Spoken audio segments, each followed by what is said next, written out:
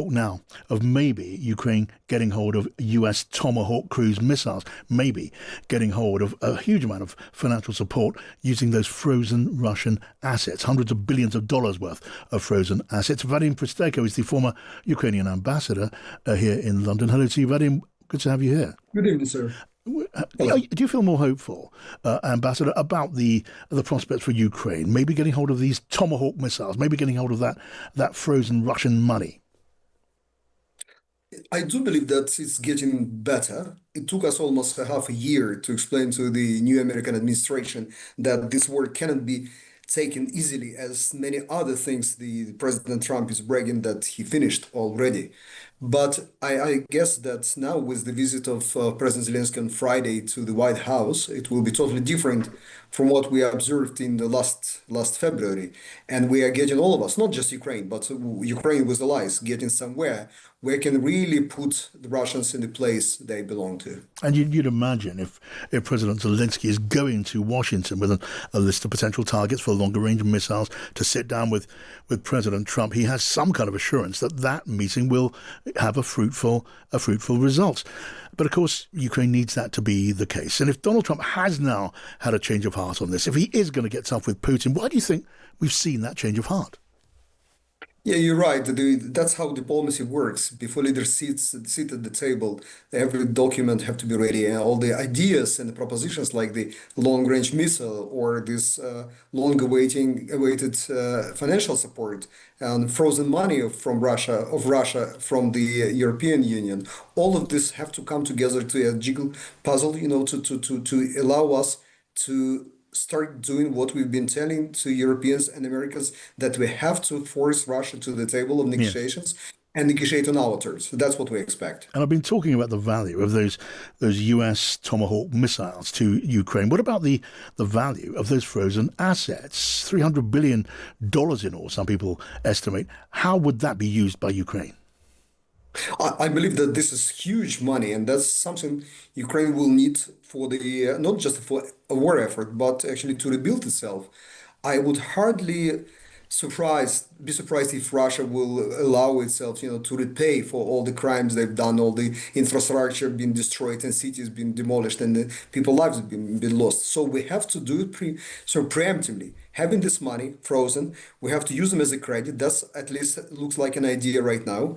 To be covered later on if Russia agrees to repatriate and repay Ukraine after the war. I guess this is very clever mechanism which was worked out by the very clever lawyers from the European Union after everybody agreed that that's political decision is here. We just have to find a way how to do it safely, especially for those nations which are worrying, like Belgium, because that's most of the money are in Belgian banks. Okay, Vadim Pristeko, former Ukrainian ambassador to London. Thank you for joining me here on the programme. Let's look a bit more closely at Ukraine, its effort to resist a Russian invasion. The Ukrainian president on his way to Washington on Friday, he's looking for more help from Donald Trump. He wants the use of powerful Tomahawk cruise missiles. Meanwhile, efforts are underway to provide the kind of money that Ukraine needs, using frozen Russian assets. And the defence ministers of Ukraine's friendly nations have been gathering in Brussels today. Here is the NATO Secretary General Mark Rutte speaking to the media after that Ukraine Defence Contact Group meeting. 19 countries speaking, and all of them announcing what they will supply to Ukraine. So I think that was a very, very good day, but still a lot to do, because we have to get you through winter. We have to make clear to Putin that he can never win this, and that we will keep on supporting you. And I think that's the clear message coming out of today. Mark Rutte, the Secretary General of NATO. Now, Britain's John Healey, the Defence Secretary, was also there. A secure Europe needs a strong Ukraine. But as we discussed at the meeting of defence ministers this morning, we've seen how President Putin's aggression is not confined to Ukraine.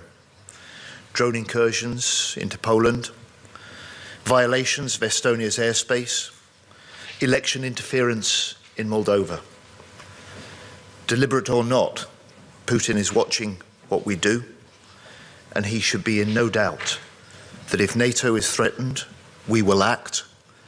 He should be in no doubt we will stand with Ukraine for as long as it takes. It's John Healy in Brussels. So the war goes on in Ukraine. The threat is not diminished. John Foreman joins us, former defence attaché to the British embassies in Kyiv and in Moscow. Hello to you, John. Hello, John. Hi. So, tell me, do you feel there's reason to be more optimistic for Ukraine in this war against the Russian invader? Well, I think today was a good day for Ukraine. Firstly, you had the NATO allies coming out and pledging more money and more support to the country to keep them in the fight. I think secondly, you had Vancouver announcing more sanctions, and I think that's part of a package and a bit more European sanctions coming up soon. And thirdly, you had a sort of hint of perhaps a movement from the American side that America's finally got fed up with Putin and perhaps is prepared to supply weapons and missiles to Ukraine. But I don't think, as I heard a senior Ukrainian diplomat say the other day, Ukraine's out of the woods. This is all to play for. Yes. The fundamentals, which I think the Ukrainian defence minister said, is that Russia's economy is much bigger, and to stay in the fight, Ukraine needs money and it needs weapons. Right, the great hope here is to force Vladimir Putin to the negotiating table. Now, knowing Russia as you do, you were stationed there as defence attaché in the British embassy. You watch the Kremlin closely. Is the threat of Tomahawk cruise missiles hitting targets long range, capable of hitting even Moscow, is that prospect enough to strike fear into the Kremlin, John? I think it would, if provided, and perhaps if other missiles were provided, such as Taurus by the Germans, it would complement what the Ukrainians have been doing so far themselves by carrying out these deep strikes inside Russia. But I don't think that TLAM, Tomahawk, is a magic bullet. And I think the pressure we need to bring onto Russia to change course is fundamentally one of economic warfare. So it's complementing the missiles, it's complementing the deep strikes on the front line, it's complementing keeping Ukraine in the front in the fight. It's raising sanctions.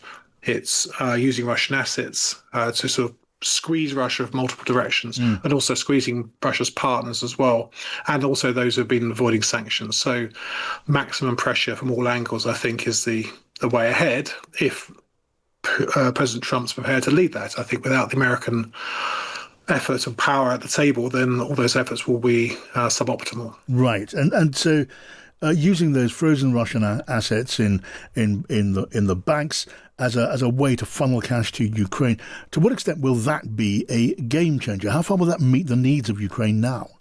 Well, I think it's interesting. The Ukrainian defense minister gave some figures. So he said in 2026 they need $120 billion to keep going, and they've got 60 billion of their own. So 60 billion needs to come from somewhere else, and they were calling for perhaps 0.25% of GDPs of their partners to help them sort of get in that fight.